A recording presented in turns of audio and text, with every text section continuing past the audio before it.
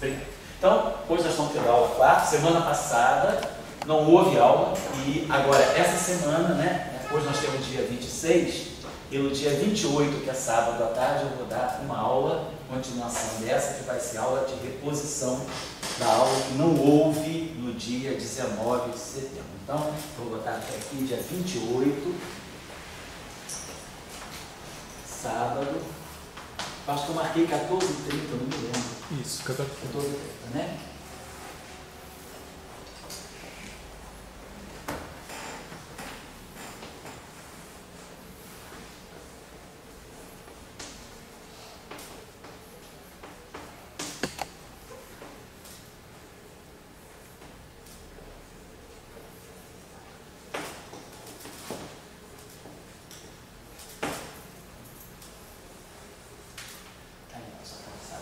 Muito bem. O que significa campo de fundo? Na teoria quântica de campo, na teoria clássica de campos, também na teoria de campos, nós temos, vamos dizer, duas categorias. Por que eu estou colocando isso na mecânica clássica? Eu estou querendo passar para vocês, até para mim também, que é a primeira vez que eu estou fazendo essas coisas, assim, uma abordagem de tudo que a gente vai ver na teoria de campos, na teoria clássica de campos, a gente já poder ver aqui na mecânica clássica, para não parecer que essas discussões são Yang-Mills. Yang-Mills não é propriedade da teoria de campos.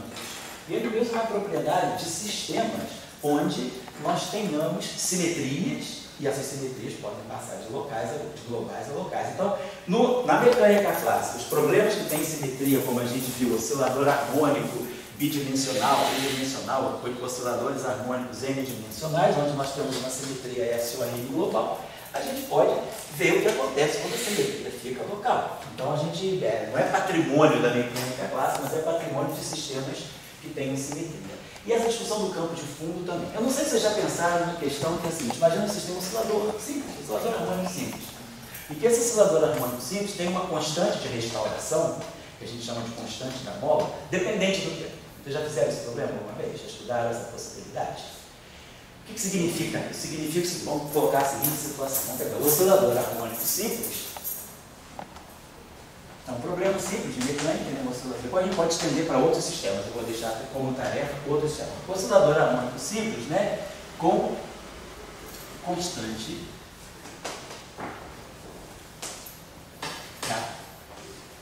de restauração.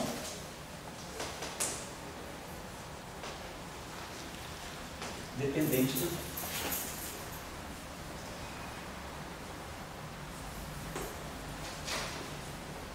Então é como se a gente tivesse uma frequência dependente do tempo, né? Vamos colocar aqui o nosso lagrangiano.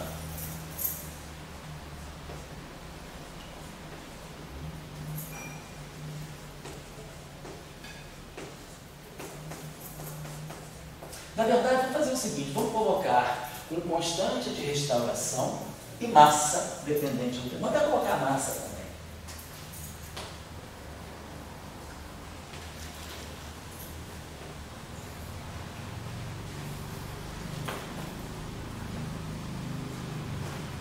Aí vocês podem se perguntar, mas faz sentido uma massa depender do tempo? A gente sabe que em sistemas quânticos, por exemplo, né, como em semicondutores, a partícula pode atravessar certas regiões, né, que são meios diferentes, e isso aí confere à partícula, às vezes, uma massa dependente da posição ou uma massa dependente do tempo. Então, nós estamos supondo aqui, vamos supor a seguinte situação, que a massa, tanto a massa quanto a constante de restauração, ambas sejam positivas. Vamos fazer a primeira, que é a situação prática que a gente tem do oscilador harmônico. A massa é positiva e a constante de mola é positiva. Claro, se a constante de mola for negativa, a gente vai ter um outro comportamento do sistema. O sistema não vai ser oscilatório, mas o sistema pode ser dampado, né? Ele pode ser amortecido. Desculpa, a palavra é amortecido.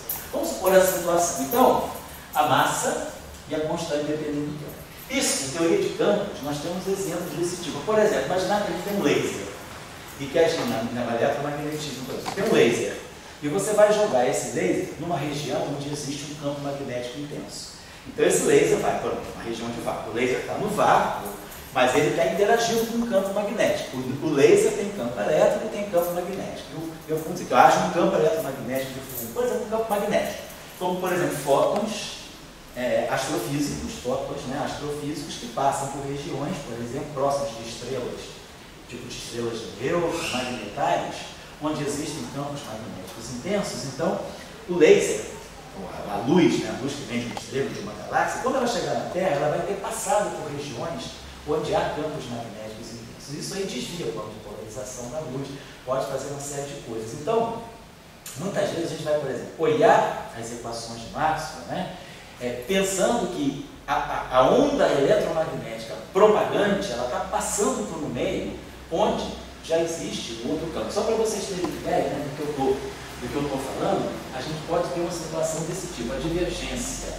Só para a gente ter um exemplo da lei de Gauss, eu posso ter a divergência do campo elétrico, e aí aqui eu posso ter uma constante de acoplamento, que eu vou chamar de Psi. Essa constante de acoplamento pode estar acoplando um campo magnético externo, vamos chamar esse campo magnético externo aqui de D0, eu posso ter um campo magnético de D0 acoplado, o meu campo elétrico se propaga. Isso aqui seria igual a rho sobre Y0. Então isso aqui, claro, não tem nas equações de Maxwell. Está aparecendo agora, é um termo novo, né? É um termo, e aqui poderia aparecer um termo desse tipo, assim, mais uma constante psi, e aqui um campo elétrico externo acoplado ao campo magnético da onda, e isso aqui seria igual ao rho sobre Y0. Então eu posso ter uma situação em que a equação de Gauss do campo elétrico, ela é modificada. O campo elétrico está aqui, o campo elétrico está aqui, e o campo magnético está entrando na própria equação do campo elétrico.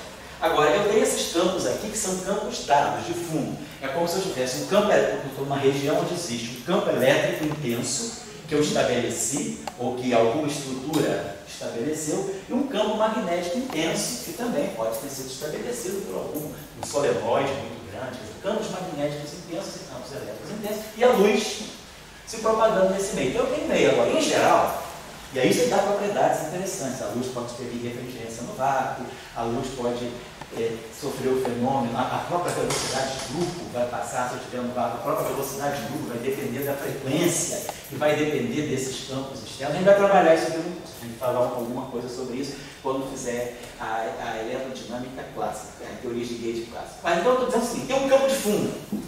Agora, esse campo de fundo pode não ser constante. Então, a onda eletromagnética ela pode estar passando no meio, onde o campo magnético pode depender da posição, pode ser um campo dependente da posição, ou pode depender do tempo também.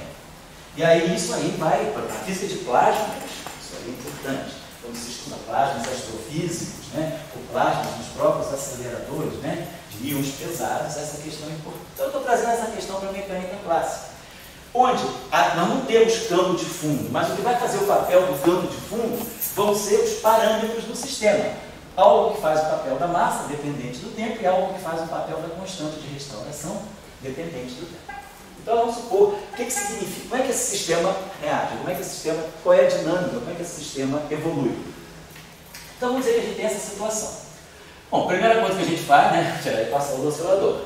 Só que agora eu vou aplicar o princípio variacional. Então, quando eu aplicar o princípio variacional aqui, isso aqui vai ficar duas vezes, vai ficar m x ponto delta x ponto. Tirando as equações de movimento. Menos kappa x delta x. Igual assim, tirando as equações de ordem Lagrange. Agora, eu tenho que gerar aqui um ddt, um delta x, é um ddt. Então eu tenho que fazer uma integração parcial. Então, essa derivada temporal que está atuando no delta x, eu vou integrar por partes, como a gente faz sempre, eu vou trazer para cá com ensinamento. Então a gente vai ter menos ddt de m x ponto. Agora a massa não pode sair da derivada. Menos kappa x igual a zero. Então a equação do oscilador ela vai ficar m x 2 pontos, a massa vezes a aceleração, como sempre. Mas agora eu vou ter um termo novo, que vai ser a derivada da massa, m ponto, x ponto, mais kappa x, igual a zero. Então, a novidade aqui é isso, aqui depende do tempo, isso aqui depende do tempo. Eu posso, por exemplo, dividir essa equação por n, supondo que a massa, essa função do tempo é sempre positiva, que ela não se anula. Então eu vou ter aqui m ponto sobre n, e aqui eu vou ter o kappa sobre m x, igual a zero. Então, claro, ver o que significa frequência. Eu vou ter essa como a gente faz no caso usual, k de t sobre n de t, isso aqui é uma grandeza positiva, né? Ambas são grandezas positivas, tanto a função k de t e a função n de t. Estou supondo, isso é uma hipótese de partida. Se isso aqui é positivo, então isso aqui é um número positivo. Então eu vou chamar isso aqui de um ômega 2, só que a frequência é como se fosse uma frequência dependente do tempo. Tá? Calma, do Vini? Não, eu falo aí, porque vocês são os linces de plantão. O lince, está chegando o lince aí da Alemanha, está chegando o Gustavo, que é o cara que. Professor Terrado, depois do Edson também é bom nisso, tem mais que é bom também, já Pipo, que agora já está entre Estes também, o Felipe, né? Então eu estou sem linces, estou com os novos linces aí. Beleza, então isso aqui é a minha frequência, ao quadrado. Bem, bom, então eu tenho uma equação, eu não conheço k, não conheço n, vamos deixar a coisa geral. Vamos pensar o seguinte, nós sabemos que o caso, quando não há dependência do tempo, a solução é sempre cosseno. Então, e a cosseno de ômega t, quer dizer, quando o k e o n são constantes, a solução geral do oscilador é uma superposição de um cosseno de ômega t com um seno de ômega t. E aí, pelas condições iniciais, dando x0 e dando a velocidade no instante inicial, eu fixo as constantes a e b. Então, o problema é muito simples. A frequência, quer dizer, então, eu tenho uma linearidade, quer dizer, não é a função não é linear no tempo, mas eu tenho o cosseno de uma coisa linear. Então, vamos pensar o seguinte, em princípio, né, esse problema aqui é até parecido com um oscilador amortecido também. Vamos tentar, então, vamos pensar, será que não poderia ter uma solução do tipo, por exemplo, x de t, vamos colocar assim, um constante alfa, e aqui um cosseno de uma função φ de t, mais um beta de uma função seno de φ de t, onde agora eu não conheço φ, eu não conheço a fase. Agora, se isso aí for solução, eu tenho que jogar dentro dessa equação e de repente resolver uma equação para φ. Se eu descobrir quem é φ, se eu tiver um modo de tirar essa função, nós vamos ver, por exemplo, no caso de k ser constante e n ser constante, no caso de n ser constante, isso aqui não aparece. Então, no caso de k ser constante e de n ser constante, φ de t é ômega t. Né? Se isso aqui é constante, isso aqui é constante, a gente sabe que esse φ de t acaba sendo a raiz quadrada de ômega 2, quer dizer, é ômega t. Então, vamos tentar essa solução. Quer dizer, é como se fosse uma onda plana. Estou falando isso porque no eletromagnetismo a gente vai poder ter, tipo, ondas planas, mas em que a fase da onda não é mais elevado aí kx menos ômega t. A fase da onda, se a gente tiver uma onda eletromagnética se propagando no meio inhomogêneo, a fase da onda vai ser o i, que pode ser uma função de t e de x. E aí eu vou ter que ver quem é essa função. Claro, no caso da onda eletromagnética se propagando no vácuo, φ de tx é k escala x menos ômega t. É o normal. Mas eu posso, em princípio, ter uma fase genérica e depois resolver a equação para a fase. Então vamos tentar fazer isso aqui. Então vamos tirar quem é x ponto. Então vamos tirar x ponto. Derivando x, então, nosso x está aqui. Deixa eu colocar aqui para ficar muito próximo. X é igual a alfa cosseno de φ mais beta seno de φ. X ponto. Então, alfa e beta são constantes, são as condições iniciais, fixadas pelas condições iniciais. Derivada disso aqui, derivada do cosseno de φ vai ficar menos alfa φ ponto seno de φ. E a derivada aqui vai ficar mais beta φ ponto cosseno de φ. Vamos tirar a derivada segunda. Então, a derivada segunda, agora, cada termo desse vai contribuir duas vezes. Eu vou ter esse termo aqui, que vai ser menos alfa, φ dois pontos, seno de φ. Menos alfa, φ ponto ao quadrado, cosseno de φ. Então, vocês estão vendo que a gente vai ter alguma coisa não linear. Você tem um φ ponto ao quadrado, que é uma equação diferencial não linear. Aqui está menos alfa, dois pontos, menos alfa, ponto, cosseno. Vamos derivar esse aqui. Vai ficar a derivada do cosseno é menos seno, vai ficar menos beta, φ ponto ao quadrado, seno de φ, e mais beta, φ φ dois pontos, cosseno de φ. Tá? Não errei nada não. Então vamos jogar isso na equação diferencial. Então, mx dois pontos. Então a gente vai menos, vou botar tudo aqui para a gente não perder nada, menos m alfa φ dois pontos seno de φ. Menos m alfa φ ponto ao quadrado cosseno de φ. Menos, vai ficar mais, menos m, beta, φ ponto ao quadrado, seno de φ, e mais m, beta, φ dois pontos, cosseno de φ. Então, m, φ ponto, mais m ponto sobre m, x ponto. Então, aqui mais m, então vai ficar menos alfa, m ponto, sobre m, φ ponto, seno de alfa, seno de φ. Né? Então, mais m ponto sobre m, então pegou isso aqui, e mais m ponto sobre m, beta, m ponto sobre m, φ ponto, cosseno de φ. E depois mais capa x, mais capa, mais alfa, capa, cosseno de φ, beta, capa, seno de φ. Sobre M. Oi? Sobre M, né, Ricardo? Capa sobre M. Capa sobre M, Ricardo. A primeira correção, aquela capa sobre M aqui, capa sobre M. Eu não estou aqui chamando capa de M, de ômega 2, não, estou deixando o senhor pagar isso aqui, para não confundir.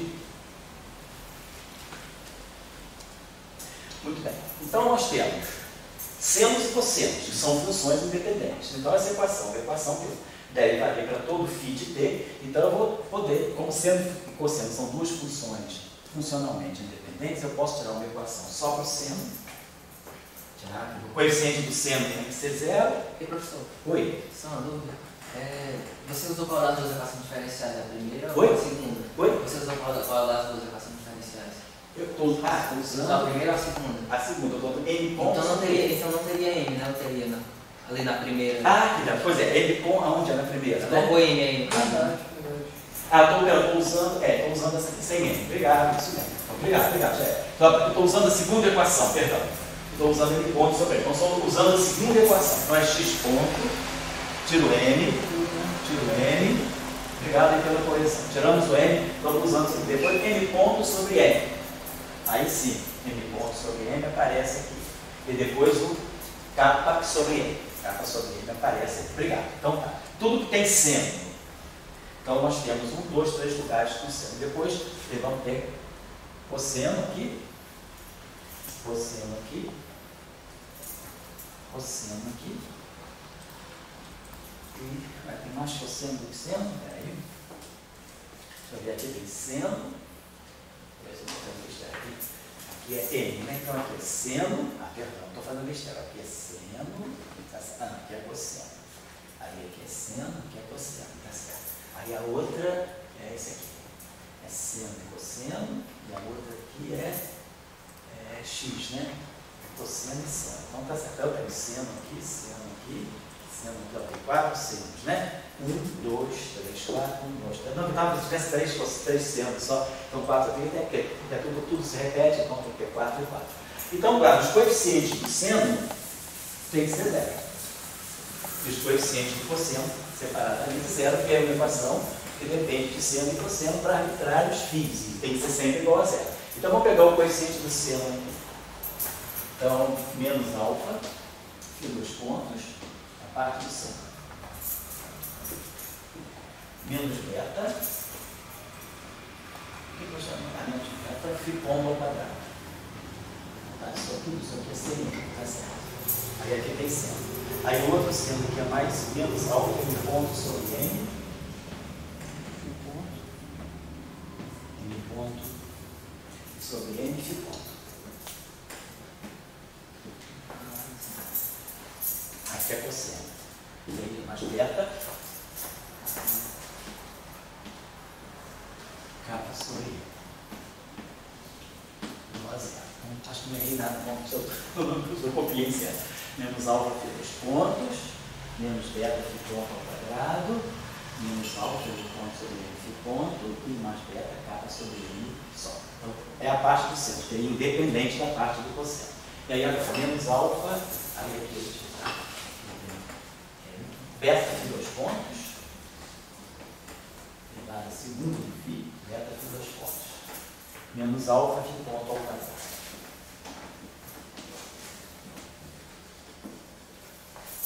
Menos alfa de ponto ao quadrado. Depois aqui mais beta N ponto sobre N.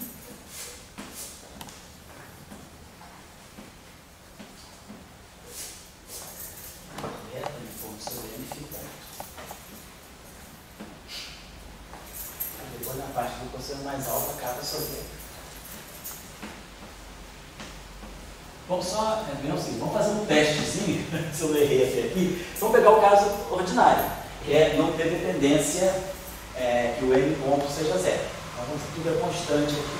Então, vou fazer o seguinte, já multiplicar essa equação aqui por menos 1, vai ficar menos aqui, vai ficar mais aqui, vai ficar mais aqui, vai ficar menos aqui. Muito bem. Vamos fazer uma outra coisa aqui. Então, alfa e beta, nós estamos supondo que alfa e beta são diferentes de zero. Vamos dividir, vamos eliminar beta nessa equação. Vamos dividir tudo por beta aqui. Vou pegar beta, vou botar aqui a alfa só de beta. Vou tirar o beta daqui e vou botar um alfa sobre o beta aqui. E aí eu tenho quem é φ 2 pontos em função. Tá, aqui eu vou tirar φ 2 pontos. Então aqui, vamos dizer assim, φ 2 pontos igual a alfa sobre beta φ ponto ao quadrado mais blá blá blá. Vamos substituir nesse. Então a gente vai ter alfa, então alfa 2, então vai ficar isso tudo aqui igual, né? Vou botar aqui, de 2 pontos igual a esse, menos esse, menos esse. Então já eliminei o de 2 pontos. Tá? Esse, menos esse, menos esse. Vamos colocar aqui, você pode ficar alfa 2 sobre beta, φ ponto ao quadrado. Substituindo agora esse. Estou resolvendo no lugar desse aqui. Então, alfa 2 sobre beta φ ponto ao quadrado. Menos alfa n ponto sobre n φ ponto. Esse cara que eu estou colocando aqui. E depois aqui, menos alfa 2 sobre beta capa sobre n. Então, esse aqui é esse de 2 pontos aqui. Agora, mais beta φ ponto ao quadrado.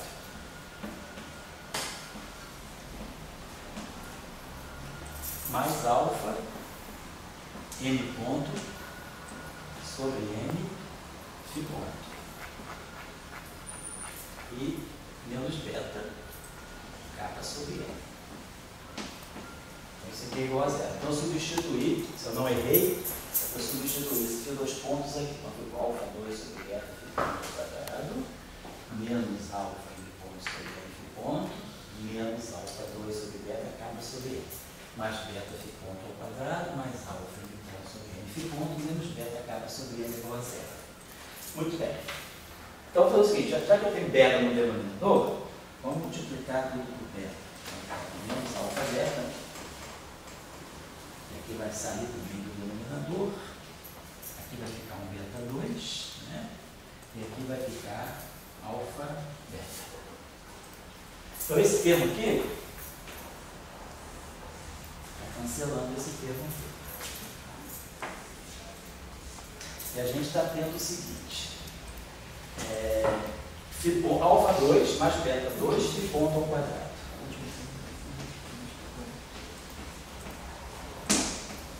Alfa 2 mais beta 2 φ ponto ao quadrado. Menos alfa 2, aqui eu multipliquei por beta. Então, menos alfa 2 mais beta 2, capa, eu esqueci de multiplicar por beta, capa sobre n igual a zero. Então, a massa derivada do tempo desapareceu.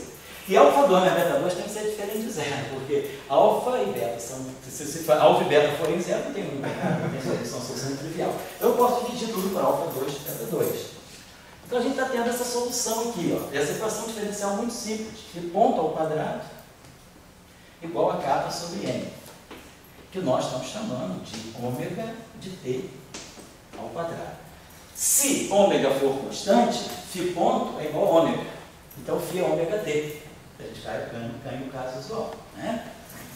Agora, então a gente vai poder escrever, então, a gente reproduz o caso usual se o kappa e o n forem constantes. A gente ganha que o ômega não depende de t. E a gente tem, então, que φ ponto é a raiz quadrada de ômega 2, que é ômega, e por sua vez eu integro no tempo a equação trivial, ômega t, mais uma constante, obviamente. Né? Então a gente chegou a essa conclusão aqui. φ ponto de t é raiz quadrada de kappa de t sobre n de t. Supondo, claro, que o n é diferente de zero. Uma função que não se anula. Né? Então, aqui só uma chamativa de atenção. Se for dizer, por que não mais ou menos? Porque se eu substituir por menos, eu vou simplesmente incorporar a diferença das constantes. Porque se eu colocar a solução é alfa cosseno de φ, né, mais beta seno de φ. Se a solução, se o φ ponto ficar menos, eu vou ganhar um sinal menos aqui. Cosseno de menos φ é cosseno de φ. E aqui eu vou ganhar um sinal menos. Eu só vou modificar a constante beta. Mas, na verdade, se eu pegar mais ou menos, é indiferente. Né? Porque se eu pegar o sinal menos, né, quer dizer, mais ou menos. Mas se eu pegar o sinal menos, eu vou estar simplesmente mudando. Ó, eu posso incorporar o sinal menos na redefinição, né? A gente pode incorporar o menos na redefinição da constante beta. Então, eu posso trabalhar só com uma solução. Da constante. Então, basta considerar que é suficiente, né?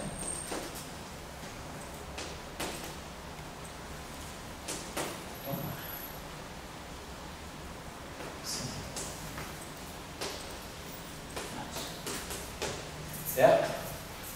Então, eu vou ter φ ponto de t. Então, a derivada de φ em relação a t, eu posso escrever assim. Então, φ de t vai ser uma constante, vou botar aqui um φ de t0, mais a integral entre t0 e t de uma variável dt', raiz quadrada de kappa de t' sobre m de t'. A solução dessa equação diferencial de primeira ordem. É só integrar no tempo. Né? Agora, essa condição aqui, essa constante aqui, ela é irrelevante, porque eu posso reabsorver aqui. Quando eu fizer essa integral, t menos t0, isso aqui vai ser uma constante que eu posso redefinir aqui. Então, na verdade, eu posso eliminar, tá certo? Eu botei isso aqui por... Se eu derivar isso aqui em relação ao tempo, a derivada disso aqui é zero. E a derivada da integral é a própria função, dá exatamente isso aqui. Agora, essa condição, botar esse t0 aqui, botar esse aqui de t0 é irrelevante, porque quando eu fizer essa integral, essa região desse limite inferior vai me dar uma constante. E essa constante eu posso absorver com esse φ de t0. Então eu posso tirar isso e dizer que a minha solução é isso. E aí, claro, no caso de kappa e n serem constantes, a solução é ômega t. Então, ômega t. Então, na verdade, o que nós estamos tendo é uma solução que a gente pode até, quem quiser fazer um programinha numérico, ver como é que esse oscilador, pegando uma função kappa de t e uma função n de t, ver como é que fica assim a oscilação, a frequência. Né? Porque a gente tem basicamente uma frequência dependente do tempo. Não pode escrever então assim. φ de t é integral entre t0 e t de dt', e aí aqui eu posso botar ômega de t', sabendo que é ômega. Né?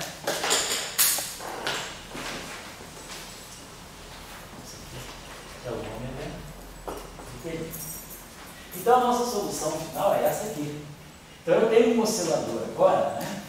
Posso botar aqui a constante alfa, e aí aqui eu vou ter cosseno da integral entre t0 e t de t', e aqui ômega de t' mais beta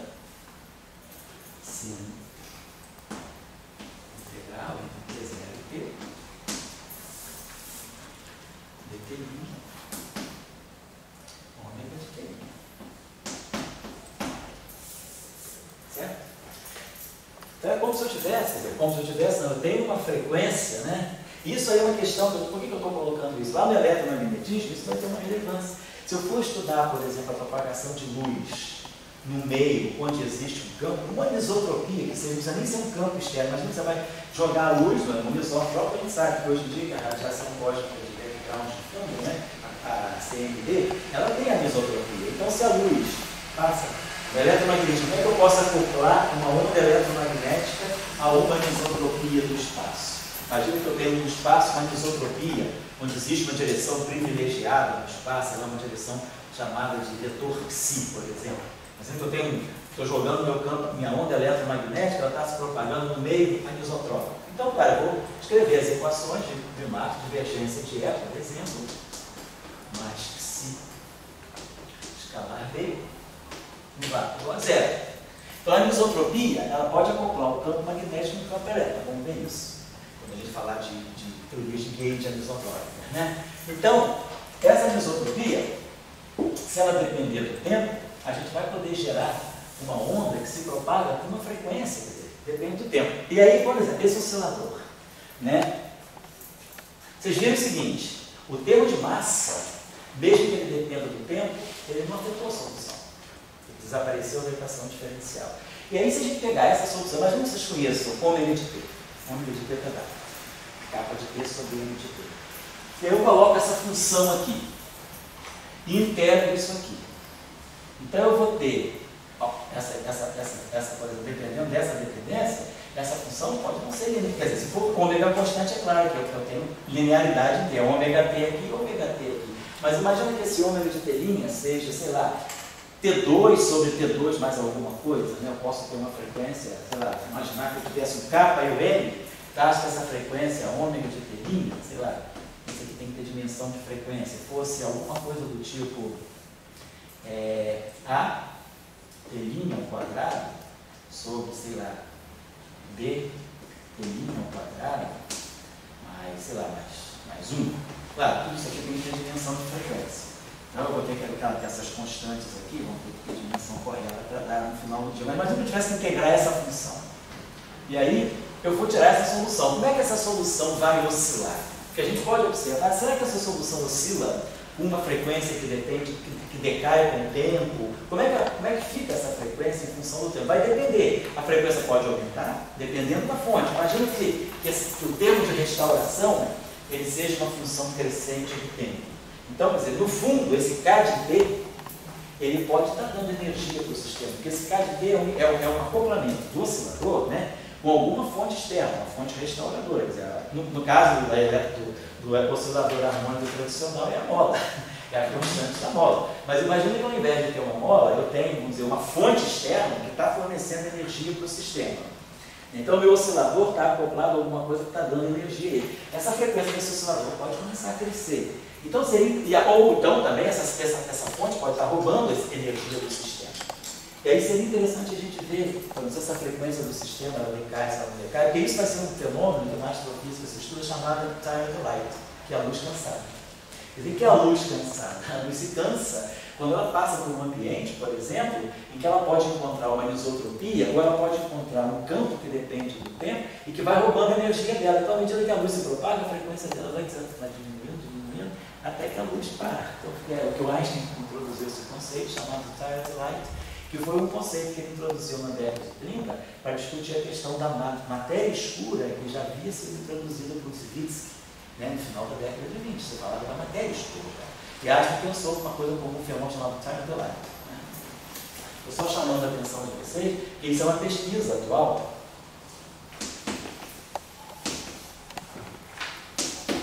sobre a questão da luz, e essa pesquisa é importante na astrofísica, porque pode-se pensar, hoje a gente sabe que o universo é expansão.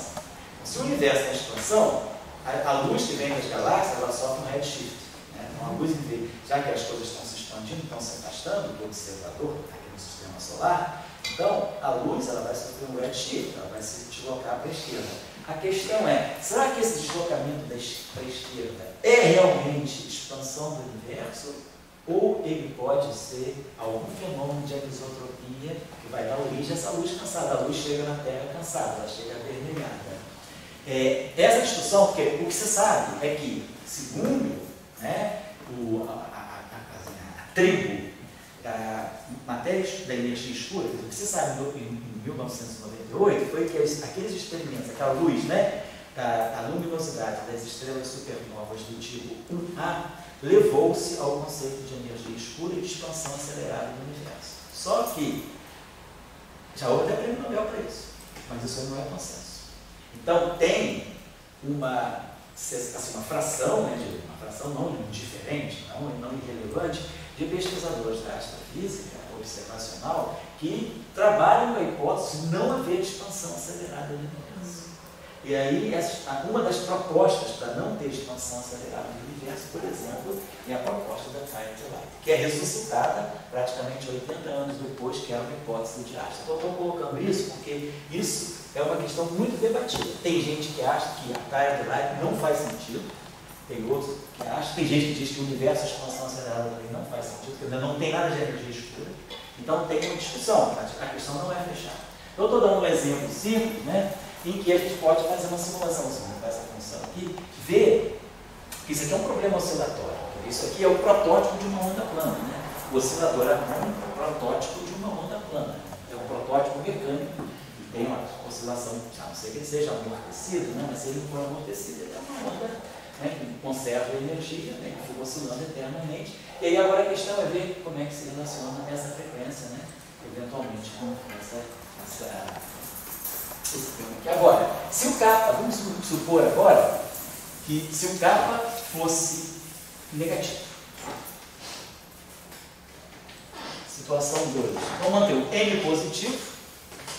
Então, essa história é o seguinte, N pode ser até constante. De qualquer maneira, o kappa, dependendo do tempo, já gera a frequência dependendo do tempo. Então, se o N é constante ou não importa. Vamos supor que a gente tem um N positivo.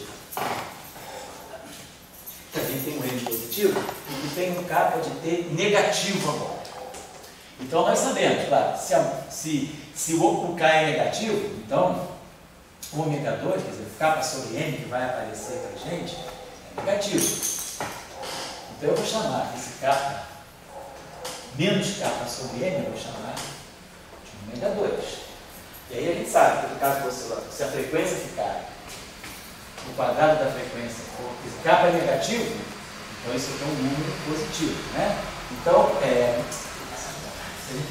no oscilador, a gente tem, no oscilador harmônico normal, a gente tem cosseno de ômega t, não importa. Se o K for negativo, a frequência fica pura imaginária. Ela vai ficar um I ômega 0. E aí a gente sabe que cosseno de I ômega 0, o cosseno de ômega t é I ômega t, mais menos I ômega t sobre 2. Esse aqui é o cosseno de ômega t. Se esse ômega ficar imaginário, isso aqui vai ficar menos ômega 0t, e aqui vai ficar mais ômega 0t. Então isso aqui para nós é o cosseno hiperbólico. O cosseno vai virar um cosseno hiperbólico de ômega 0t. E aí o cosseno hiperbólico, a gente sabe que já não é mais uma função oscilante. Então, o cosseno hiperbólico é aquela função assim. O cosseno hiperbólico é aquela outra função, né, que é assim.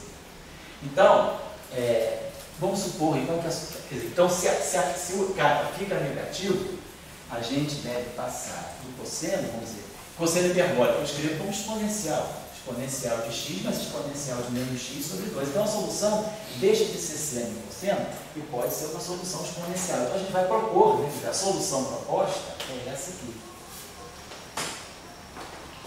Deve ter uma solução x de t, que vai ser um alfa exponencial de φ, vamos botar assim, elevado a φ de t, que a gente vai transitar para o cosseno para o cosseno hiperbólico. Então, o cosseno hiperbólico é senos exponenciais positivos e negativos. E aqui um beta menos φ de t. E aí a gente pode fazer a mesma coisa. A gente pode resolver para beta, para φ, resolvemos para φ.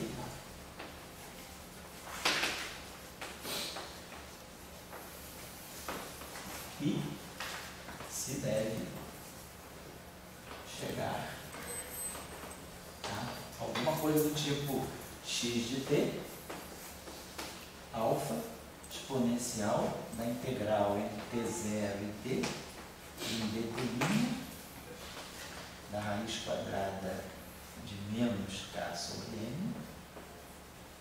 Eu já incorporei o i, eu tirei o i, mais beta exponencial de menos integral entre t0 e t, dt' raiz quadrada de menos k sobre n. Se deve obter isso, no lugar do seno e do cosseno, aparecem simplesmente as exponenciais. Tá? Vou pedir a quem quiser fazer esse exercício aqui para pegar essa solução, só para a gente ter curiosidade de ver. Vamos supor, por exemplo, né, que a gente, nesse caso aqui, a gente tem a solução x de 0 igual a 0, e tem a velocidade no instante t igual a 0, x ponto de 0. Eu vou fazer o contrário, vamos dizer que a gente tenha x0 igual a uma certa amplitude A, igual a um certo x0, e a velocidade inicial é 0. Vou dar uma data zero. Tem soluções e condições iniciais. Vamos supor que a massa seja constante. Vamos tomar n constante.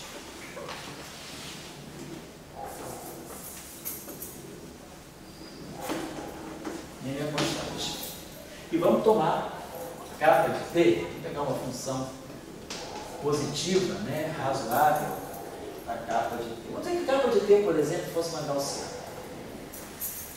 Então, K0 exponencial de menos, vamos dizer, vamos botar aqui, menos AT2. Claro, essa constante então, aqui tem dimensão de tempo a menos 2, né? Para colocar a dimensão na tempo. Quando a gente vê essa solução aqui, então a constante da mola ela está decaindo com o tempo, é como se a constante da instalação está caindo exponencialmente com o tempo. E aí, vamos ver como é que fica a solução. Chegar à solução. Vamos ver o x de t. Seria interessante fazer um plot, né? Porque, claro, integrar a exponencial em uma região finita, gaussiana na região finita, vai dar aquela função erro, né? F de x, né? É uma função tabelada. Né? Posso colocar até talvez uma outra função que, vamos fazer dois exemplos. Vou pegar, antes desse aqui, vamos pegar um exemplo mais simples, então, que dê para integrar na mão. Por exemplo, vamos dizer que a gente pegasse o k, vai ser um k0, e aí aqui a gente poderia ter alguma coisa do tipo t2 sobre t2 mais a2, onde esse a, claro, vai ter dimensão de tempo. A é uma constante com dimensão de tempo, é um parâmetro do sistema, né? Então, a dimensão de a é dimensão de tempo. Então, pega aqui o então, quer dizer, isso aqui é uma constante, isso aqui é adimensional, isso aqui tem dimensão de K0, constante de instalação. Então, essa função de integrar, essa função aqui, que é uma função limitada, né? Quer dizer, essa função aqui, ela está sempre, ela é sempre positiva, né? É uma função que em t igual a 0, ela é 0, ela não passa de 1, deve ser uma função desse tipo, assim, né? Lá no infinito, ela tende a 1, né? Lá no infinito, ela tende a 1. Então, é uma função que sai da origem e faz assim. Depois a gente pode pegar um outro exemplo, né? Poderia pegar um outro exemplo, que é um K de t exponencial, gaussiano. K0 é elevado a menos AT2, para poder fazer esse exercício. Então, quem quiser fazer uma simulaçãozinha, porque aí vê como é que o sistema vai oscilar. A gente vê a questão da frequência, né? Certo? Então, eu estou chamando a atenção disso, porque isso aqui vai ser interessante para nós quando a gente for falar de campos de fundo, né? No problema de campos clássicos. A gente quer ter uma equação de campo por um certo campo, mas esse campo está no meio, está se propagando num sistema, né, num espaço, né, uma região do espaço-tempo, onde exista algum campo de fundo que não é obtido por equação de campo, é um campo dado, né, pode ser um campo em presença de uma anisotropia. Eu posso jogar, por exemplo, uma onda eletromagnética no meio anisotrópico e ver como eu posso escrever, como é que ficam as equações de Maxwell em presença de um. Eu estou no vácuo, ele está no vácuo, mas no vácuo existe uma direção privilegiada. Essa direção privilegiada, por exemplo, quem estuda quantum gravity sabe que pode ser uma direção privilegiada imposta por algum grau de liberdade gravitacional que se condensou dos universos primordial, uma torção, por exemplo. Quem estuda, por exemplo, o loop quantum gravity sabe que pode haver uma anisotropia espacial espaço-temporal, na verdade, devido a um efeito quântico da gravitação também. Então, a gente pode tentar ver como ficam as equações de Maxwell em presença de algum efeito de um universo primordial que gere uma isotropia. E aí, essa isotropia, se ela for dependente do tempo ou não, a gente vai ter essa situação exatamente. O que está fazendo o papel do campo de fundo para nós, é o que nós vamos chamar na teoria de campo background field, o campo de fundo, um campo que domina uma certa região do espaço, e aí eu vou estudar a dinâmica de um outro campo. Quer dizer, eu conheço uma equação de campo lagrangiano para aquele campo que eu quero estudar, mas aquele campo que eu quero estudar está no meio onde existe um campo de background. E aí, esse background, no nosso caso aqui, são o M de T e o kappa de T, porque são parâmetros do sistema, que estão apresentando uma dependência temporal. Ou pode ser uma dependência espacial. Aqui não, porque o problema é mecânico, o problema mecânico só depende do tempo, nada depende do espaço. Então eu queria chamar a atenção para essa discussão aí. Vai dar aqui. Então a gente já falou das simetrias, falamos do teorema de Mendel, simetria da mecânica clássica. Simulamos essa situação aqui no campo de fundo. Eu acho que basicamente, assim, em termos de mecânica, acho que precisava. A gente já teve a discussão do oscilador, do oscilador não abeliano. Eu acho que por enquanto a gente pode ficar com isso aqui para sair dos sistemas discretos para ir para os sistemas contínuos. Então, nós vamos sair da mecânica de partícula.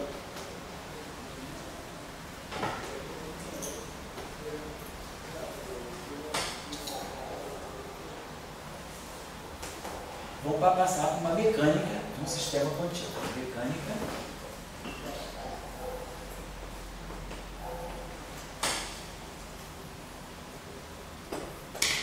de sistemas contínuos.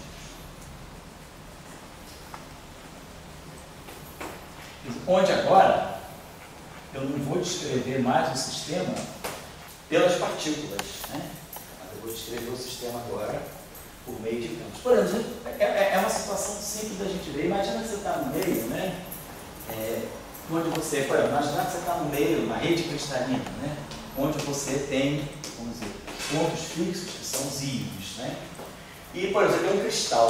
E aí esse cristal, você pode ter vamos dizer assim, alguma onda que se propaga nesse cristal. Imaginar que se a onda tem um comprimento de onda muito grande, um comprimento de onda muito grande, muito maior do que as distâncias típicas que separam os objetos da rede, se o comprimento de onda for muito maior do que essa grandeza aqui, que é a separação entre os objetos da rede, eu não vou ver o sistema discretizado, eu vou ver o sistema como um todo. Eu vou olhar a onda, essa onda ela engloba muitos centrinhos, muitos íons, muitos centros iônicos. Então, eu vou ver a onda como um objeto, eu vou ver o sistema, eu posso descrever o sistema de uma forma contínua, por um campo. Então, quando a gente sai das partículas e passa para o sistema contínuo, a gente está abrindo mão da noção de um sistema discreto, de partículas discretas. Eu estou olhando o sistema como um todo. Então, eu vou sair das coordenadas generalizadas e vou passar para campos. Aqui eu vou passar para os campos, vamos chamar esses campos aqui de um φ. Claro, esse campo aqui é uma função do tempo, a gente sabe, o campo eletromagnético pode depender do tempo e das coordenadas espaciais. Então, por exemplo, uma onda eletromagnética está se propagando. O que é uma onda eletromagnética? Uma distribuição de energia e momento que está percorrendo o espaço. Como é que eu descrevo essa onda eletromagnética? Eu não descrevo por cada pontinho da onda. Eu descrevo, eu sei que a onda eletromagnética ela pode ser descrita por um objeto contínuo, que nós hoje conhecemos ser um campo elétrico e um campo magnético.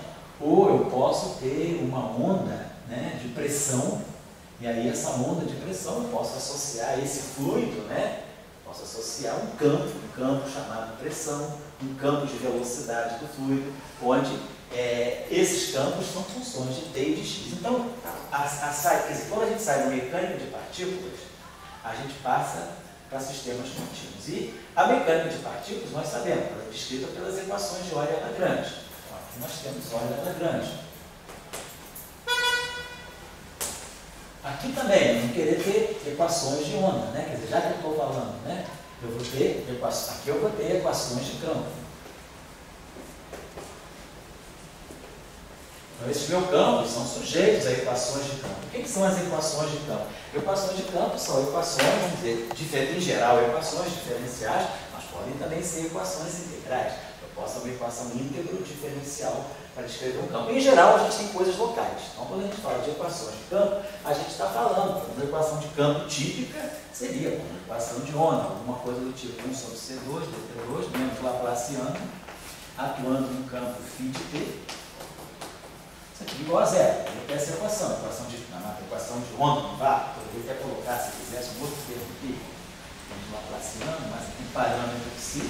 Eu tenho esse campo satisfaz essa equação. Então eu tenho uma equação diferencial. Se eu estou tendo informações locais sobre o campo, mas é claro que eu poderia ter uma equação também não tão simples assim. Eu poderia ter uma equação, poderia ter um campo que satisfaz uma equação do ponto de vista da física um pouquinho mais interessante, né? Um pouquinho mais complicado também. Vamos dizer que eu tivesse uma equação do tipo, sei lá, assim, 1 sobre C2, né?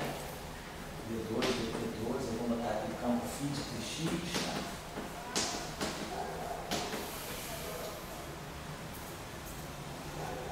Aí poderia ter uma equação assim também, assim.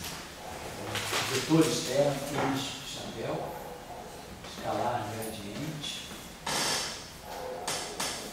atuando em φ de tx, quer dizer, agora vocês já estão vendo, não tem uma equação que seja de segunda ordem, né? Uma equação de segunda ordem no tempo, primeira ordem uma derivada espacial. E aqui eu poderia ter uma equação assim, alguma coisa do tipo, mais aqui uma integral entre T0 e poderia ter colocado essa integral entre T0 e T, aqui uma integral uma certa região do espaço, uma certa região F do espaço, 3x' de alguma coisa F dependa de linha x',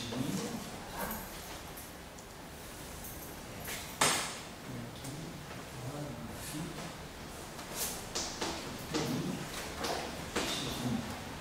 igual a zero. Poderia ter essa equação. Então é um exemplo simplesmente toy, um exemplo nem é toy, é um exemplo crazy toy. Um exemplo pouquinho. Estou botando uma equação assim, então a gente está vendo o seguinte, aqui eu tenho uma parte diferencial, isso aqui depende de derivada de segundo tempo, é um conceito local, tudo, o campo, estou analisando o campo e suas variantes, quer dizer, o campo e suas, em seu entorno, no entorno de um tempo local tem. Então eu estou só estudando o campo nas proximidades de um certo ponto do espaço do custo, um ponto temporal, no eixo dos tempos. Estou estudando o campo nessas vizinhanças. Né? Aqui eu estou estudando o campo, também é um conceito local, estou estudando o gradiente. O gradiente vai medir as derivadas espaciais do campo. O que são as derivadas do campo? São os campos num ponto e nas vizinhanças daquele ponto, numa pequena vizinhança. Então é um conceito local. Agora esse conceito aqui não, é um conceito não local. Eu posso estar o campo, né? Essa equação que depende de um instante t, né? Esse instante t aqui, ele pode estar dependendo, quer dizer, esse campo aqui, eu vou estar incluindo aqui, para calcular o campo, essa contribuição no instante t, eu vou estar incluindo tempos que vão desde o t0 até t'. Então eu estou contando, por exemplo, posso considerar t0 que é menor do que t, né? É como se eu estivesse integrando no tempo efeitos anteriores ao instante que eu estou colocando aqui. E a mesma coisa aqui, o campo, né, naquele ponto, quer dizer, esses pontos aqui, esses campos aqui dependem de t e de x, mas aqui eles vão depender de tempos anteriores ao tempo t e de posições que podem estar, de contribuições de espaço, que podem estar muito longe do campo, vai depender de quem seja essa região.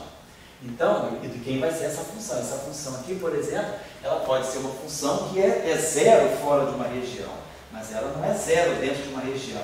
E um campo, né, um campo calculado muito afastado, ele pode estar dependendo de efeitos dentro daquela região, ao passo que aqui não, tudo é local. O campo, no instante de tempo t e na posição x, esse termo aqui está medindo o campo no tempo t, na posição x e nas vizinhanças imediatas. Aqui é a mesma coisa, mas aqui não. Aqui eu estou pegando contribuições do campo em regiões que podem estar muito afastadas de T e de X. Então, isso é uma equação típica não local. Esse termo que é um termo não local. Não local no sentido de que ele não depende só do campo nas próximas vizinhanças, ele pode depender do campo em regiões muito remotas. Então, esse termo aqui é um termo não local, e isso é típico, né? Então, essas equações íntegro diferenciais para campos, elas são típicas de sistemas não locais, né? Muito bem. Então, nós estamos falando aqui de campo. Então, o campo satisfaz uma equação de campo. E nós vamos querer fazer o mesmo método que nós fazemos para a mecânica de partículas. A gente quer imaginar que quando eu saio das partículas, que são discretas, e vou para o campo, que é um contínuo, eu vou querer manter o mesmo tipo de tratamento. Então, nós vamos definir uma ação. Para nós, o que é ação? Qual é o conceito mecânico, né, da mecânica de partícula que nós temos da ação? É integral, né, no tempo, né, integral de T0 ao tempo T, né, de uma, vamos aqui, em geral a gente tem bônus limites, né, a gente pode botar aqui um instante, botar assim de um instante T1 até um instante T2, né, dt, e aqui L, né, que depende das, já viu, pode depender das coordenadas, das velocidades, pode depender de derivadas superiores e pode depender do tempo, isso é o lagrangiano. Então, a ação, ela tem dimensão de lagrangiana, é menos V, então a ação tem dimensão de energia vezes tempo. Né? Energia vezes tempo. Aqui é tempo e aqui é energia. Só que agora eu vou substituir. Eu não vou estar trabalhando com coordenadas Q de T. Eu vou substituir as coordenadas Q de T por campos de Tx. Vou estar substituindo as velocidades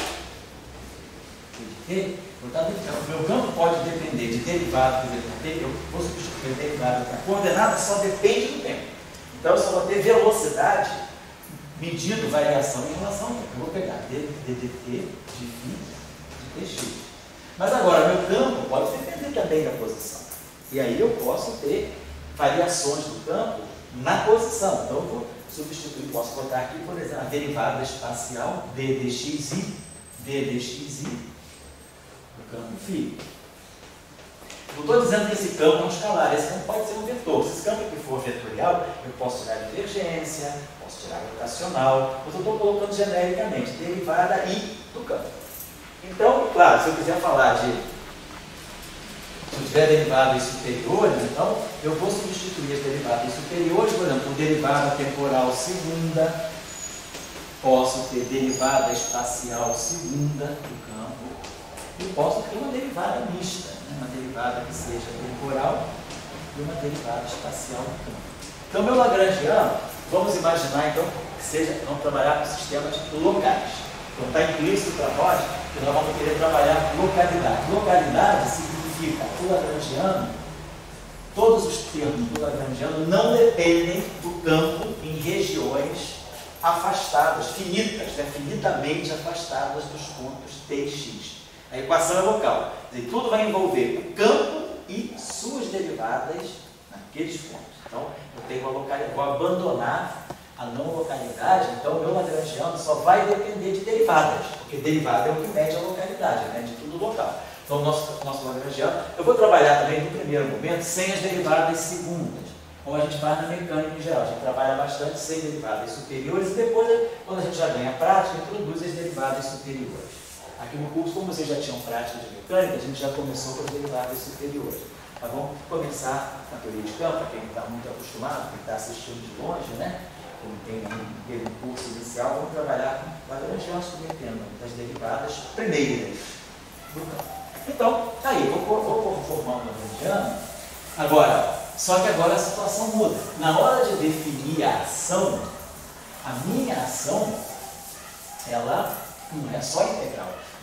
Quer dizer, agora a minha ação ela vai receber uma novidade. Eu vou integrar no tempo, mas o meu campo não depende só do tempo, o meu campo depende também do espaço. Então, de 3x. Então, agora a ação, ela tem dimensão de energia vezes tempo. Então, o que eu colocar aqui, não importa o que eu colocar aqui, vou ver, isso aqui vai ter que ter dimensão de energia. Isso aqui tem dimensão de tempo e a reação tem dimensão de energia vezes tempo.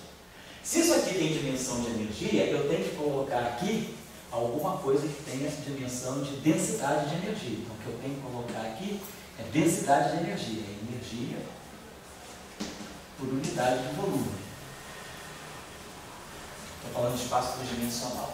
Então, quer dizer, para isso aqui ser uma ação, eu tenho o DDT, quer dizer, tudo que eu colocar. Agora eu tenho que integrar em D3x, porque o meu campo depende de x. Então, tudo bem. Então, eu vou colocar alguma coisa aqui. Estou colocando aqui. Essa alguma coisa que nós colocamos aqui tem que ter dimensão de energia por unidade de volume, porque integrando no volume, isso tudo aqui me dá uma energia. E aí, energia vezes tempo é ação. Então, essa grandeza aí que tem dimensão de energia por volume, nós vamos chamar de densidade de Lagrangiano.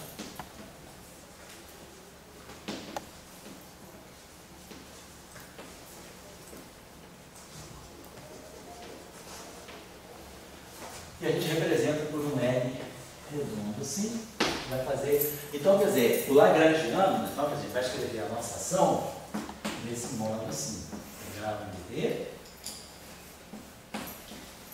D3x, L. E aí, isso aqui é que vai escrever, na verdade. Vou botar agora a integral, repetir a integral.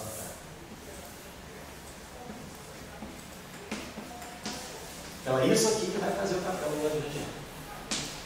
Na verdade, a gente vai estar interessado então na densidade de Lagrangiano, não no Lagrangiano. Então, a gente busca sempre a densidade de Lagrangiano, porque eu preciso integrar em D3x. Então, vamos imaginar, vamos fazer o paralelo direitinho, deixa eu apagar aqui, vamos fazer o paralelo direto com a mecânica. Vamos pegar um problema simples, por exemplo. Vamos pegar um caso simples, né, de um oscilador harmônico unidimensional. Depois a gente vai fazer um processo de oxidação. A gente vai sair de uma dimensão para subir de diante. A gente faz a redução dimensional, a gente vai oxidar o sistema. O sistema tem uma dimensão, ele vai ficar oxidado, vai ter duas dimensões, três dimensões, quatro dimensões. Vai estar enferrujando o sistema. Né? Então, vamos dizer o seguinte: mecânica. É um oscilador harmônico simples unidimensional. O meio de M x ponto ao quadrado, então, o termo de energia cinética, menos o termo de potencial harmônico.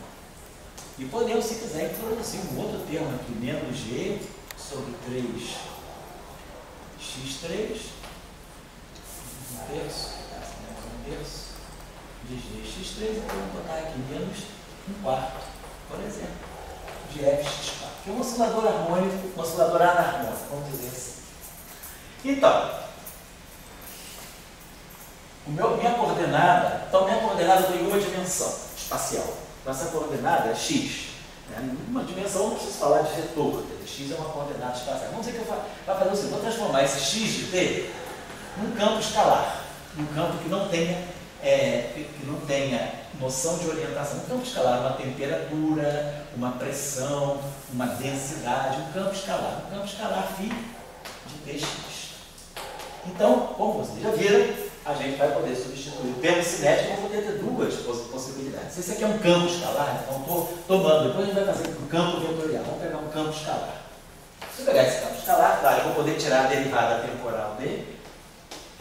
E do campo escalar, eu posso tirar o gradiente. Do campo escalar. E depois o que eu tenho aqui são termos polinomiais. São termos potenciais, são energias potenciais, que não dependem das derivadas do campo. Na verdade, elas existem mesmo que esses termos existem mesmo que os campos sejam uniformes. Eu preciso ter velocidade para ter energia potencial. Então, esses termos aqui seriam os termos cinéticos. Cinético no sentido espacial. Eu tenho uma energia, né, associada à variação do campo no espaço. E o fato que o campo está variando no espaço, isso confere ao sistema uma energia. Então, eu vou escrever agora a densidade lagrangiana. Vou escrever uma densidade de Lagrangiano que poderia ser assim. Depois nós vamos substituir. Vamos dizer um parâmetro A aqui, depois vamos ver dar nome às coisas. Um parâmetro A aqui, e aqui eu posso colocar velocidade ao quadrado. Então, eu vou poder pegar ddt de φ ao quadrado. Agora, eu tenho um outro termo de velocidade, uma espécie, vamos dizer assim, de uma velocidade, né, uma velocidade associada, uma energia de gradiente, uma grande média energia, né? menos energia potencial. Então, vamos dizer, é como se fosse uma energia devido ao gradiente do campo. Então, vamos dizer, eu boto um termo aqui, B, gradiente de φ ao quadrado. Então, esse termo está exatamente nessa linha. Agora, aqui eu posso botar menos 1/2, por exemplo, posso botar aqui de K a φ2, manter aqui igual, menos 1/3 de um G φ3, esse 1/3, meio, só para normalizar, na hora de derivar a equação de campo, a gente, ao derivar o quadrado, ao derivar o cubo, esse perde campo, só para não ter esses fatores da equação de campo. Mas, quem não gostar, não tem problema, basta botar G. Eu posso sempre incorporar essa constante no parâmetro de acoplamento. Menos 1/4 de F φ4. Vamos ver, nós temos esse modelo aqui. Vamos ver as dimensões. Então, a gente já sabe. Esse lagrangiano aqui é energia vezes tempo. Joule vezes segundo. Vamos botar lá no sistema internacional. Joule segundo. Energia vezes tempo. Constante de Planck. Energia vezes tempo. Então, isso aqui tem uma dimensão de tempo ao quadrado. Tempo a menos 2. Então, esse aqui é segundo a menos 2. Porque é DDT. Então, é derivada temporal, mas segundo a menos 2. Vamos dizer que eu fixasse essa constante aqui. Vamos dizer que eu vou fazer o seguinte aqui. Talvez a mãe coloque. Vamos pensar aqui o seguinte. Vamos deixar essa constante como está. Né? A gente vai ter depois que amarrar as outras constantes. Se eu fizesse. Vamos pensar o seguinte. Esse cara aqui tem que ter a dimensão de energia vezes tempo. Então aqui nós temos. Então eu tenho a dimensão de A que eu não sei qual é. Aí aqui eu tenho um segundo a menos 2. E aqui eu tenho a dimensão de φ ao quadrado. Tudo isso aqui vai ter que ser Joule segundo. Né? Então vamos dizer, deixa eu pensar se é razoável, vamos fazer o seguinte. Só uma pergunta. Pode falar, pois não? A densidade do lagrangiano tipo, não é a energia sobre o volume, então... Desculpa, Jesus. Perdão, estou voando alto. Perdão. Isso aqui, perdão, mil vezes. Energia, quantidade de volume. Vamos dizer assim, é Joule por metro cúbico. Perdão, pessoal, que está assistindo, corrige. Então, estava botando unidade de ação. Né? Não estou falando de ação, estou falando de densidade de lagrangiano, como o nosso colega aqui bem lembrou. Energia por unidade de tempo. Então, isso aqui tem que ser Joule por metro cúbico no sistema internacional. Então, isso aqui já tem dimensão de segundo a menos 2. Esse DDT, né? Tem segundo a menos 2. Então, recorrigindo tudo. Então, A, não sei dimensão, segundo a menos 2, φ ao quadrado, Joule por metro cúbico. Muito bem. Vou fazer uma coisa aqui, que é o seguinte. Normalmente, para que isso aqui tenha, se a gente pensar bem numa equação de onda, a equação de onda, ela tem o termo de derivada temporal ao quadrado, né, em termos de dt2, né, em termos de derivada segunda no tempo, vem acompanhado de uma velocidade. Mas o termo de Laplaciano, ele vem ímpar. O que é uma equação de onda? É algo desse tipo, 1 sobre v2, dt ao quadrado, menos Laplaciano. Então eu não vou botar esse b, vou tirar esse parâmetro b, vou deixar ele igual a 1. Vou tirar b, porque eu quero que saia depois, eu quero que saia daqui um Laplaciano. Poderia botar o b, não tem problema, só que não estou botando b, por que eu não estou colocando b? Porque se eu não colocar o b, eu automaticamente fixo a dimensão do φ, porque eu sei que isso aqui tudo tem que ser Joule por metro cúbico. Aí se eu fixar a dimensão do φ, eu fixo a dimensão do A. Aí se eu sei a dimensão do φ, eu sei a do K, sei a do G e do M. Só por isso. Cara, mas o problema é assim, a coisa é arbitrária, vocês poderiam deixar B aqui, claro, aí nós não teríamos as dimensões individuais, nós teríamos relações entre as dimensões. Então, só porque a gente sabe que depois vai ganhar esse campo aqui, quando a gente pega a equação do oscilador harmônico, que é isso aqui, mx dois pontos, né, mais kx igual a zero, o que a gente imagina se a gente for com uma teoria de campo? Eu vou ter alguma coisa que vai ter derivada temporal segunda do campo. E aí, como aqui tem uma derivada temporal segunda, aqui deve aparecer uma derivada espacial segunda, deve aparecer um Laplaciano.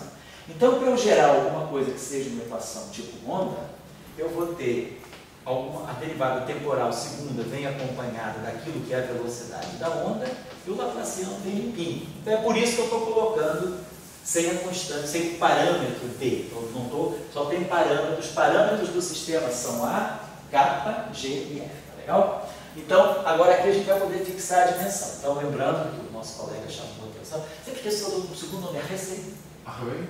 Harvey? Harvey. Hoje isso pode ser tranquilo. Como é você, Harvey? Muito bem. Harvey, né? É com H, não é?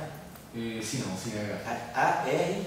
A-R-V... E-Y. Então Harvey. Mas isso também pode ser. Depende, não, pode ser. Eu acho que até mais bonito, né? É. Poder falar Jesus toda hora, que bom. Porque geralmente só chama Jesus quando está sofrendo. Jesus, pelo amor de Deus, Jesus. Não, eu acho que, pô, Jesus. Jesus já se faz tem um charazinho aqui. Vamos lá. Muito bem. Aliás, os nossos nomes têm origem em árabe, né? José e Yosef, né? Que vem do semita, né? Yoshua, que é Jesus também, né? Que significa a adição. Né? Jesus, José, aquele que procura adicionar. Esse é o nome, a origem dos nossos nomes. Então tá legal. Muito bem. Então, segundo o que Jesus falou, aqui, isso aqui é joule por metro cúbico. Então eu vou ter gradiente. Gradiente é o quê? Gradiente é 1 sobre metro, é ddx. Então gradiente ao quadrado. Gradiente ao quadrado é derivada, ddx, ddx. Então eu tenho 1 sobre metro ao quadrado. Dimensão de φ ao quadrado vai ser joule por metro cúbico.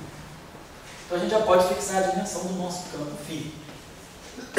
Vai ser joule, né? Aqui um joule, e aqui metro ao quadrado sobre metro cúbico vai dar metro no denominador, mas tudo isso aqui é raiz. Uma raiz de joule. Vou deixar em unidade, posso passar, claro, joule é quilograma, metro ao quadrado, por segundo ao quadrado, sobre metro. Então fica isso aqui, mas vamos deixar assim, raiz de joule sobre metro. Então o nosso campo φ tem dimensão,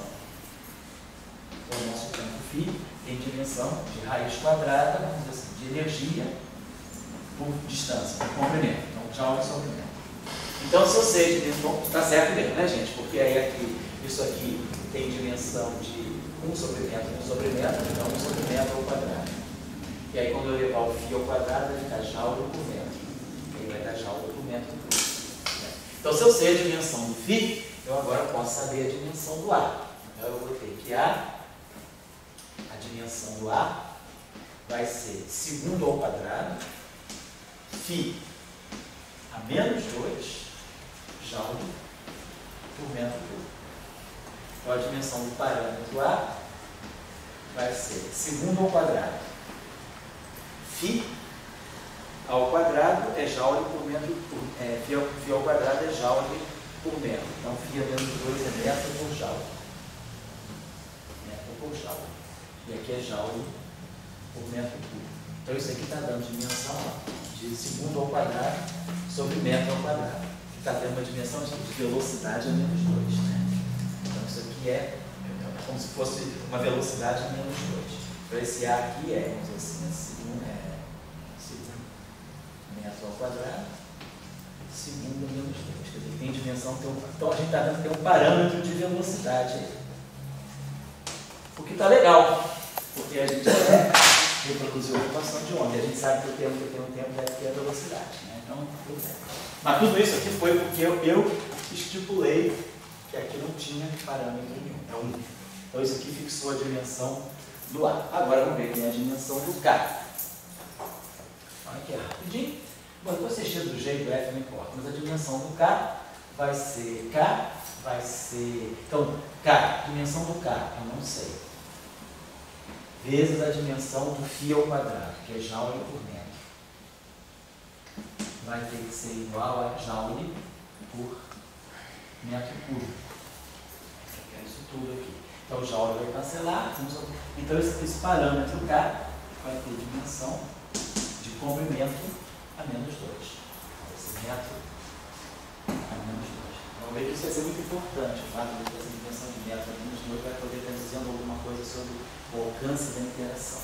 Então, tá bom. Agora vocês podem tarefa, tirar a dimensão de G, tarefa para ninguém fazer, porque é muito imbecil. Ninguém perdeu o tempo de tirar a dimensão de G e de F, né? Tudo bem, assim, só para um dia na vida, pelo menos eu falei isso. Muito bem. Então, a gente tem lagrangiano. Então, a gente pode escrever. Então, tem uma densidade de lagrangiano. Então, nosso...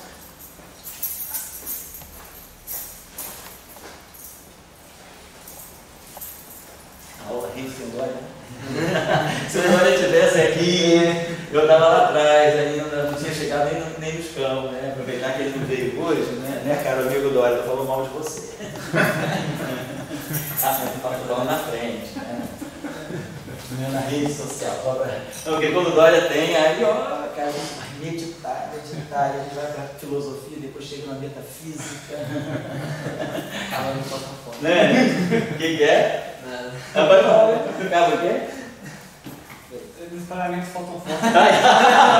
Pô, ele vai ficar feliz de saber que já é identificado nos pagamentos. No final do semestre a gente vai dar uma camiseta para ele, mandar fazer uma camiseta de foto, um sketch para ele. Então tá bom, é isso aí. Muito bem, então nós temos a nossa ação. Então vai ser, a gente vai ficar escrevendo isso toda a ação integral, DDT, D3x. Então vamos botar lá, vou fazer esse primeiro exemplo, só que depois a gente vai fazer a coisa mais geral. A DDT de φ, vou botar assim ao quadrado. Então, o nosso Lagrange é DDT de φ ao quadrado. Mais gradiente B, gradiente de φ, gradiente de φ, escalar, gradiente de φ, gradiente de φ ao quadrado. E depois o termo que eu estou chamando de potenciais, né? Menos 1/2, F2, menos 1/2, menos 1/3, F3, e menos 1/4. Esse termo aí que você está ensinando, tipo, paranormalizar? Pode falar o que é? O termo V que está destinando nos galinhas. Ah, não botei, desculpa, não tem, desculpa, está certo. Tá virando lince. Não, tá certo, eu não entendi, o que eu esqueci, não entendi, entendendo. Tá. Certo. Bom, muito bem, tá lá. Então a gente vai fazer agora o princípio da minimação. Da mesma forma que a gente fazia variação em x, nós agora vamos variar o campo, vamos fazer variação arbitrária em φ. Então nós vamos ter um ΔS